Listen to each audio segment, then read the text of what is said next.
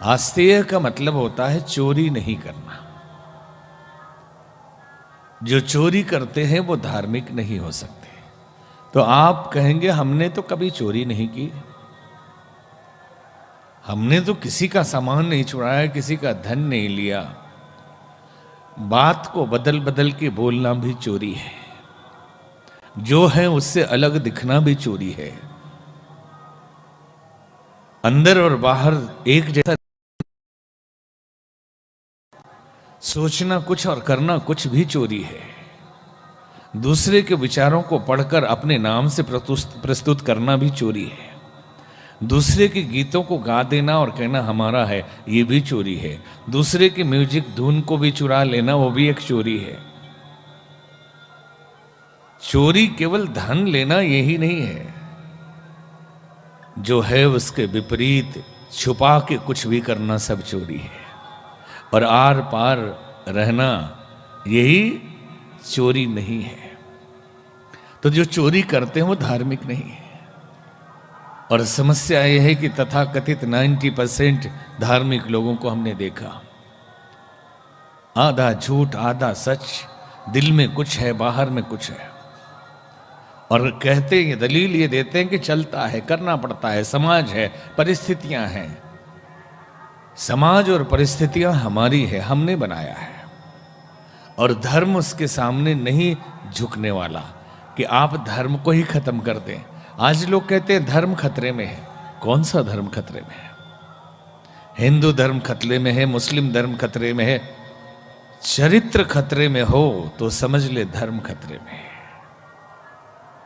जैसा हमने संकेत किया कि धर्मो रक्षति रक्षिता, जो हमें समझ में आया था बाल्यकाल में कि धर्म तो बड़ा है, उसे हमारी रक्षा करनी चाहिए, हम उसकी रक्षा करें या ना करें।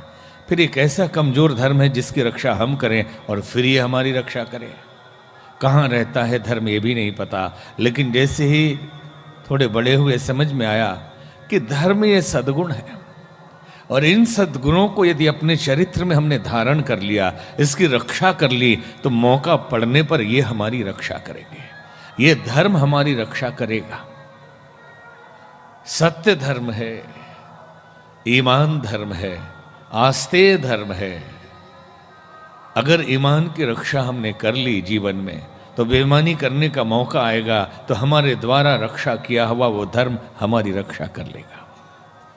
लोग कहते हैं कि बड़े बड़े घोटाले होते हैं, इतने 1000 करोड़ के, इतने लाखों करोड़ के घोटाले होते हैं, बताइए इतना घोटाला करना चाहिए? तो हमने पूछा कितना करना चाहिए? अरे होना ये चाहिए कि घोटाला ही ना करे कोई। लेकिन हमने ऐसे शब्द सुने लोगों के बोलते हुए कि इतना बड़ा घोटाला कोई करने की चीज है? बताइए कितने लोग भ्रष्ट हो गए, इतने बड़े बड़े घोटाले कर रहे हैं, मतलब छोटे छोटे करें? हमने कहा इनको तो आप कहते हैं कि इतने बड़े बड़े घोटाले कर रहे हैं, आपको मौका नहीं मिला है। मौका मिल गया होता तो आप भी वही करते जो वो कर रहे हैं। और फिर परिस्थितियों की दुहाई देते कि समय ऐसा है, करना पड़ता है, क्या करें, समाज है, व्यवस्था है। 5 रुपया पान वाला अगर लेना भूल गया तो चुपके से चले आते हैं और घर में कहते हैं जैसे कोई युद्ध जीत कर आया हो। टोल पे अगर गाड़ी निकल जाए कभी बिना टोल दिए तो इतने आनंदित होते हैं जैसे क्या जीत लिया।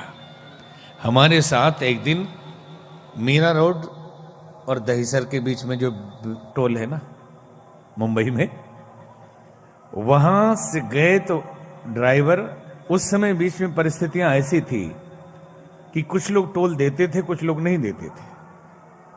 तो बोले नहीं ये टोल खत्म हो गया, जबरदस्ती ले रहे हैं, इसलिए कुछ लोग नहीं देते हैं दादागिरी में। तो हमने कहा थोड़ा देखो, तुम भी ना दे के देखो जरा क्या होता है। लेकिन उसका तरीका है कि थोड़ा स्पीड में ले जाना, और वो धमकाए भी तो नहीं डरना, ट्राई करके देखो भाई। क्योंकि अगर यहां टोल नहीं लगता है फिर देना उचित नहीं है, अगर लगता हो तो दे दीजिए। बोले हमने तो कभी हमेशा देते रहे, लेकिन सुना है ऐसा कि लोग आते हैं मनसे के झंडा लगाते हैं और चले जाते हैं। तो हमने कहा आप भी ट्राई कर लो। तो उसने भी ट्राई किया, गाड़ी वहां ले गया और वहां से आगे बढ़ा तो उसने रोका, तो उसने हमारी तरफ इशारा कर दिया, हमने हाथ हिलाया, वो जाने दिया। अब वो इतना खुश हो गया, बोला जिंदगी में इतनी खुशी कभी नहीं मिली। हमने कहा क्यों, 50 रुपया बच लिए इसलिए? वो भी हम दे देते। बोले नहीं, सचमुच ऐसा लगा जैसे कोई गेम जीत गए हो, कोई युद्ध जीत गए हो, टोल टैक्स नहीं देके इतनी खुशी मिली जो कभी नहीं मिली थी। अरे 50 रुपए का टोल टैक्स बचा के हम युद्ध जीतने जैसी खुशी पा लेते हैं। 5 रुपया पान वाले का बच जाए तो घर में आके कहते हैं कि आज बुद्धि लगा ली हमने, बचा लिया। गरीब आदमी का करोड़ आप छोड़ देंगे? मौका नहीं मिला है, इसलिए आप ईमानदार बने हुए हैं। हमारी रक्षा ये सद्गुण ही करते हैं यदि हम इनकी रक्षा करें।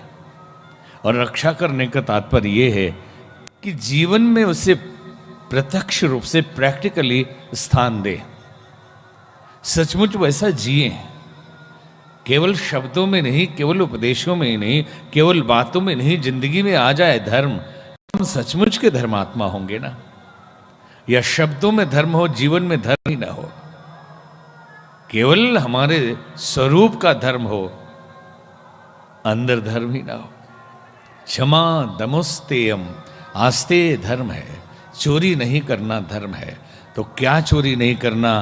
केवल धन की चोरी नहीं, बल्कि प्रतिष्ठा की चोरी भी, बल्कि भाव की चोरी। दोहरा चरित्र मतलब चोरी है। यदि हम सोचते कुछ हैं, बोलते कुछ हैं, तो हम बहुत बड़े चोर हैं। प्रतिष्ठा चुरा रहे हैं, झूठी प्रतिष्ठा लेकर जी रहे हैं। यह हमारी अपनी वास्तविक प्रतिष्ठा नहीं है जो हम हैं। जो झूठा बनावटी स्वरूप हमारा है, उसकी प्रतिष्ठा लिए जी रहे हैं, तो बहुत बड़े चोर हैं।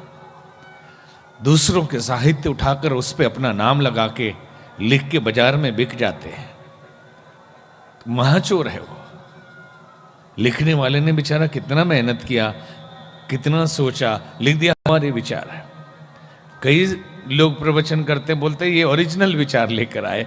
अरे ओरिजिनल यहाँ क्या है? सब शाश्वत है, सब शाश्वत है, सब परमात्मा का है। भगवान कृष्ण ने साफ कह दिया कि ये पीछे का है।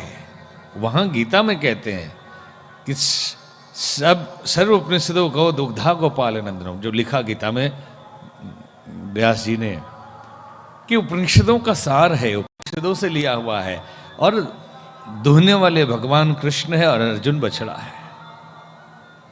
तो ओरिजिनल ही है हमेशा, वो हर काल में वही रहता है, शब्द बदल जाते हैं। तो कहां से आप अलग से प्रकट करके आ रहे हैं? सब शाश्वत है, सदियों से चली आ रही वही परंपरा आप अपने समय के हिसाब से उस माहौल के अनुकूल शब्दों में प्रयोग करते हैं, फिर आपका ओरिजिनल हो गया। चोरी है ऐसा बोलना।